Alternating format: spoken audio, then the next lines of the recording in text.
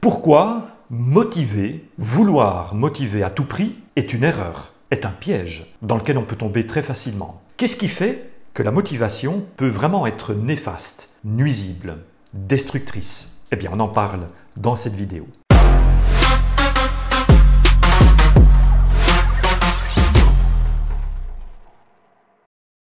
Bonjour, bienvenue dans cette nouvelle vidéo. Ravi de vous retrouver. Alors bien entendu, la motivation, vous le savez, c'est un sujet qui est éminemment important. Très souvent, on associe la motivation à l'atteinte d'objectifs. Et de fait, à titre personnel, eh bien, nous voulons atteindre des objectifs qui sont importants, qui sont inspirants pour nous, ou nous devons atteindre des objectifs qui nous sont imposés par une certaine hiérarchie, par une certaine autorité. En tant que manager, dirigeant d'entreprise, nous voulons des collaborateurs hautement engagés, hautement motivés. Alors, qu'est-ce que la motivation? La motivation, c'est tous les intérêts, tous les éléments, toutes les raisons qui poussent quelqu'un à agir. Et remarquez que la motivation a la même racine étymologique que le mot moteur. La motivation, c'est l'investissement de l'énergie et de l'action. Et de fait, nous avons besoin d'énergie pour la transmuter en action, pour nous mettre en mouvement, pour pouvoir atteindre nos objectifs. Et remarquez que nous sommes un peu comme des véhicules. Nous avons besoin de plus d'énergie au départ pour nous mettre en mouvement que lorsque nous sommes en mouvement. D'ailleurs, certaines personnes procrastinent parce que justement, elles n'arrivent pas à avoir cette énergie de départ pour pouvoir faire le premier pas. Mais ce qui est aussi intéressant, c'est que c'est bien d'avoir de l'énergie. Encore faut-il que celle-ci dure dans le temps. Et j'aime beaucoup ce proverbe allemand qui dit « Commencer c'est facile, mais persévérer est tout un art ». Et de fait, je pense véritablement que la persévérance, c'est une des clés majeures, sinon la clé majeure de la réussite, parce qu'il y a beaucoup de personnes qui commencent quelque chose avec un certain enthousiasme, mais qui abandonnent avec le temps. Et finalement, eh bien, elles n'atteignent pas leurs objectifs. Alors la question qu'on peut se poser, c'est « mais comment motiver d'une manière efficace, d'une manière durable ?» Alors si vous êtes familiarisé avec le concept de motivation, je suppose que vous avez déjà entendu parler de la motivation extrinsèque et de la motivation intrinsèque. Alors c'est quoi la motivation extrinsèque? Eh bien, c'est lorsque les exigences sont guidées par des conditions extérieures qui souvent viennent des autres et qui résultent de l'exercice de leur pouvoir. Et donc finalement, la motivation extrinsèque consiste à exercer une pression sur quelqu'un, sur les autres, pour qu'ils atteignent les objectifs tels que nous le souhaitons. Alors cette pression peut être externe, en promettant une récompense ou en menaçant d'une sanction, d'un désagrément. D'une manière plus subtile, cette pression peut également être interne à la personne lorsque celle-ci va ressentir de la honte et ou de la culpabilité à justement ne pas atteindre l'objectif. Et donc remarquez que la particularité de cette motivation, c'est que lorsque la pression s'arrête, l'activité s'arrête. Et donc il est nécessaire de maintenir une pression constante, ce qui demande beaucoup d'énergie. La motivation extrinsèque, eh bien, on l'oppose à la motivation intrinsèque. C'est quoi la motivation intrinsèque? Eh bien, c'est lorsque la personne va puiser à l'intérieur d'elle-même les ressources pour pouvoir se mettre en mouvement, pour atteindre l'objectif en question. Et remarquez que la motivation intrinsèque pure, c'est lorsque la personne prend juste du plaisir à l'activité sans forcément attendre un certain résultat. C'est lorsque la personne finalement se satisfait de l'activité elle-même. L'appât du gain n'est jamais la source de motivation principale. Alors que nous disent les neurosciences aujourd'hui? Eh bien, elles nous disent que, idéalement, nous devrions mettre au moins 30% de motivation intrinsèque. Cela signifie que dans notre quotidien, nous devrions au moins faire 30% de nos activités par pur plaisir. Mais donc, cela signifie également, si on prend le modèle qui oppose la motivation extrinsèque et la motivation intrinsèque, ça veut dire par là que nous devrions mettre 70%, 70% de motivation extrinsèque dans notre quotidien. C'est là que l'on voit que ce modèle-là, a atteint ses limites. Parce que justement, la motivation extrinsèque est dans une certaine mesure vraiment néfaste. Et j'en veux pour preuve certaines expériences qui ont été menées il y a quelques années d'ici et dont je voudrais relater les faits. Alors, une petite remarque, les expériences que je vais vous relater ici ont été évidemment menées des dizaines et des dizaines de fois pour évidemment avoir des données statistiques à partir desquelles on pouvait tirer certaines conclusions.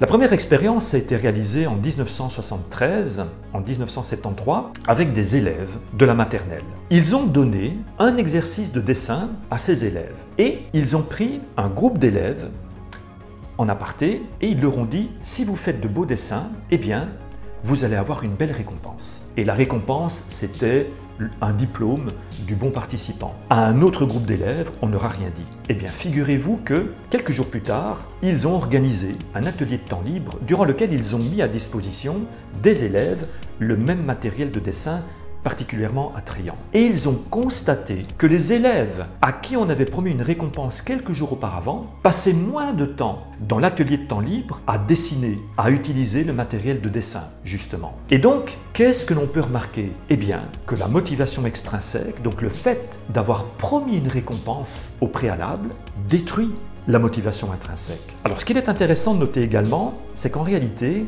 ils avaient constitué un troisième groupe d'élèves à qui ils ont donné une récompense quand même, alors qu'ils ne leur avaient rien promis au préalable. Eh bien, ils ont constaté que le fait d'avoir donné une récompense sans promesse préalable n'avait par contre aucun effet néfaste sur la motivation intrinsèque. Et donc, ce qui est nuisible, c'est lorsque la récompense est visible. Alors, la deuxième expérience très intéressante a été menée en 1945.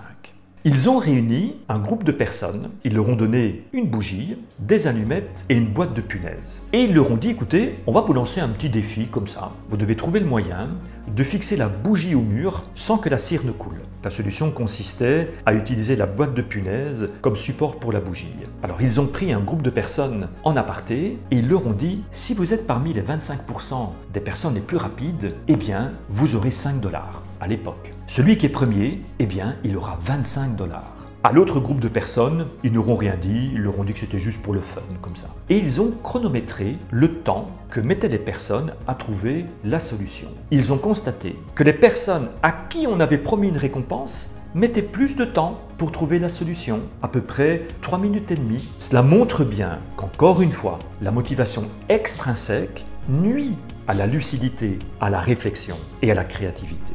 Alors, dans le management traditionnel, aujourd'hui, on utilise beaucoup de motivation extrinsèque via des contrôles qui sont exacerbés, avec toutes les conséquences que cela a. Perte de sens, perte de confiance envers la hiérarchie et en fin de compte, une perte de motivation. Alors il y a également pas mal d'évaluations avec une revalorisation du package salarial. En fait, ce que l'on constate dans ces entreprises-là, eh bien c'est que justement, c'est là-bas qu'on enregistre le taux de stress, d'anxiété le plus élevé, le taux de désengagement le plus élevé, le taux de dépression, le taux de burn-out. C'est là aussi qu'on enregistre un taux d'absentéisme le plus important, où les gens quittent plus rapidement les entreprises. Et un point aussi qui est vraiment, je dirais, désastreux, c'est le fait qu'on voit que le degré d'autonomie des collaborateurs chute drastiquement. Alors attention, je n'ai jamais dit qu'il fallait abandonner les contrôles, les évaluations, les récompenses. Bien entendu, les contrôles sont importants pour voir par exemple où nous en sommes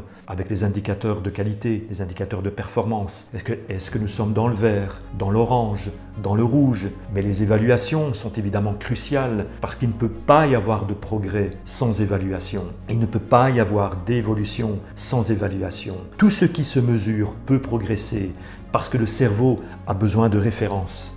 Les récompenses, les promotions, c'est une forme de reconnaissance, c'est évidemment important. Sanctionner, c'est important également. Le fait de se lever le matin et de dire si je ne vais pas travailler, je ne serai pas payé et donc je ne pourrai pas vivre, je ne pourrai pas payer les factures au bout du mois et je ne pourrai pas faire vivre ma famille, c'est aussi un vecteur de motivation. Mais le plus important, et c'est en fait le message que je veux vous donner dans cette vidéo, c'est que si votre intention est vraiment du haut de votre piédestal en tant que petit chef, si votre motivation, si votre intention, c'est de mettre la pression sur les collaborateurs pour qu'ils soient motivés et qu'ils soient performants, eh bien ça ne marchera pas. Parce que ce que vous allez retrouver à la fin, c'est votre intention de départ.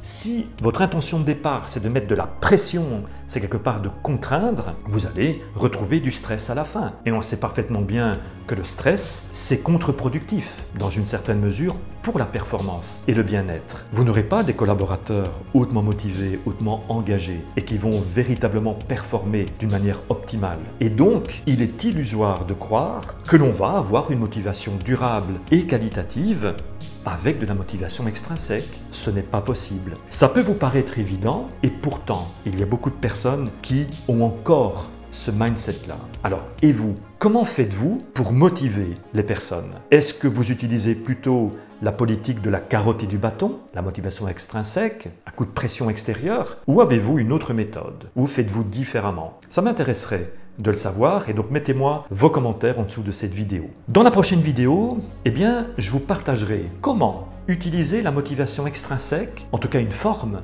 de motivation extrinsèque, pour justement avoir une motivation durable et qualitative et une motivation extrinsèque qui va nourrir la motivation intrinsèque. Voilà ce que je voulais vous partager dans cette vidéo. Alors, je vous rappelle ou je vous signale que je suis l'auteur d'un livre électronique, d'un e-book qui s'intitule « Et si le management avait besoin d'un réalignement ?» Il est totalement gratuit et je vous mets le lien de téléchargement en dessous de cette vidéo. Dans cet e-book, je vous partage des clés, des astuces pour que vous puissiez passer votre pratique managériale, votre leadership à un niveau supérieur. Je vous dis à bientôt pour une prochaine vidéo.